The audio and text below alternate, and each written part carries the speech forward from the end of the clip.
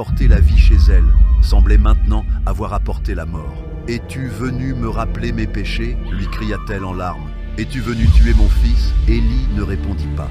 Il prit l'enfant dans ses bras, le porta à l'étage où il logeait, le déposa sur le lit et cria vers le ciel. « Seigneur mon Dieu, as-tu aussi frappé cette veuve qui m'a accueilli chez elle en lui ôtant son fils ?» Alors il fit ce qu'aucun prophète n'avait fait. Il s'allongea 3 fois sur le corps de l'enfant, comme pour le couvrir de sa propre vie, et supplia avec désespoir, « Seigneur mon Dieu, je t'en prie, rends la vie à cet enfant. » Le silence fut pesant et insupportable, jusqu'à ce que la poitrine de l'enfant se souleva, ses lèvres s'ouvrirent et le souffle revint. Élie descendit l'escalier, remit l'enfant vivant à sa mère et dit, « Regarde, ton fils. » À cet instant, la veuve ne retrouva pas seulement son fils, elle retrouva sa foi. « Maintenant je sais que tu es un homme de Dieu, » dit-elle les larmes aux yeux, « que la parole du Seigneur dans ta bouche. » En terre païenne, où les autels étaient dressés pour des dieux de pierre et de feu, une flamme véritable s'était allumée. Mais la sécheresse n'était pas terminée. Pendant 3 ans, il ne tomba pas une seule pluie. Et le jugement de Dieu s'étendit sur Israël comme une plaie. Les troupeaux disparurent, les puits se desséchèrent, et les récoltes devinrent désuètes. La faim frappa d'abord les lieux, et bientôt lorsque s'était apparu la barrière, l'un d'eux se nommait Abias, un enfant du roi Achab, et David était le roi, il ne resta pas les bras croisés, au milieu de la traque de la salle des prêtres et des prophètes. Cacha son nom et le Seigneur dans une grotte, 50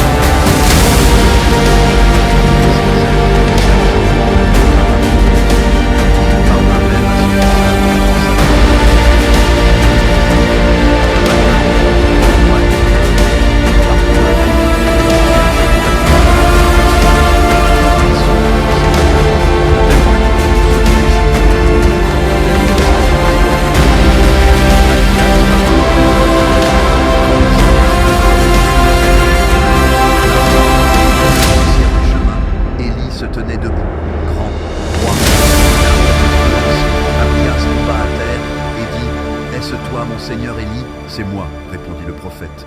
Va dire à ton maître, voici Élie. Abdias se releva lentement, la peur lui coupait le souffle, et ses yeux trahissaient une profonde angoisse. Qu'ai-je fait pour que tu mettes ma vie en péril? Si je vais dire à Achab que tu es ici, et que l'Esprit du Seigneur t'emporte ailleurs, et qu'il ne te trouve pas, il me tuera. Alors il confia à Élie son secret. Je sers le Seigneur depuis ma jeunesse. Quand Jézabel massacrait les prophètes, j'en ai caché 100 dans des grottes.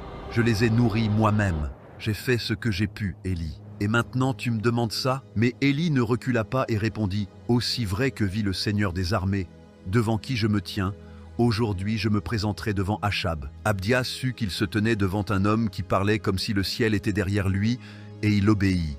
Il regagna le palais, le cœur affolé, et dit au roi les mots que personne ne s'attendait à entendre. Élie est revenu, le même prophète qui ferma les cieux, qui humilia le roi devant son trône et disparut quand on le cherchait le plus, était de retour. Achab n'hésita pas, monta sur son char et partit vers le lieu indiqué. Le soleil brûlait les champs stériles quand les 2 hommes se rencontrèrent. Et ce fut Achab qui rompit le silence avec mépris. « Es-tu celui qui trouble Israël ?» Mais Élie le regarda dans les yeux et répondit d'une voix ferme, « Ce n'est pas moi qui trouble Israël, c'est toi et la maison de ton père, pour avoir abandonné les commandements du Seigneur et suivi Baal. » Alors Élie lui lança le défi. « Maintenant, convoque tout Israël sur le mont Carmel, les 450 prophètes de Baal et les 400 prophètes d'Achéra, ceux qui mangent à la table de Jézabel. Aujourd'hui nous verrons qui est Dieu. » Achab accepta le défi et l'affrontement commença. Dans tout Israël, la nouvelle se répandit et des milliers montèrent des 4 coins du royaume vers le mont Carmel.